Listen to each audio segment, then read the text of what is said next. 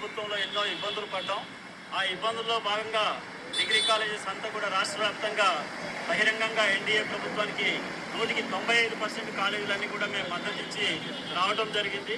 So మాకున్నటువంటి demands, వాటికి ఉన్నటువంటి ఇబ్బందులు, అవి డిమాండ్స్ కూడా కాదు, డిగ్రీ కాలేజీలు నడపడానికి ఏర్పడుతున్నటువంటి ఆ ఇబ్బందుల్ని మేము ప్రభుత్వానికి తెలియజేశాం.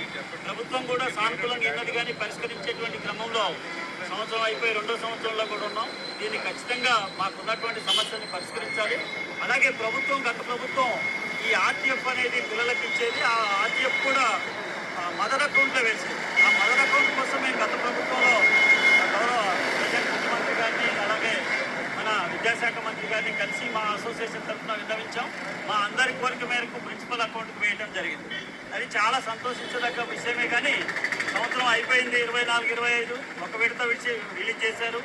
2వ విడత కూడా పార్షియల్గా రిలీజ్ చేశారు. 3-4 విడతలు ఇంకా రిలీజ్ చేయలేదు. 24-25 విద్యా సంవత్సరం అయిపోయింది.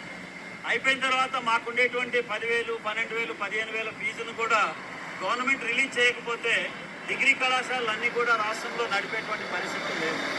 ఈరోజు రాష్ట్రంలో మొత్తం గ్రామీణ ప్రాంతాల్లో పేద విద్యార్థులకి, ఎవరు చదువుకోలేనటువంటి విద్యార్థులకు తక్కువ ఫీజులో దాదాపు 1,100 పైన డిగ్రీ కళాశాలలు ఉన్నాయి.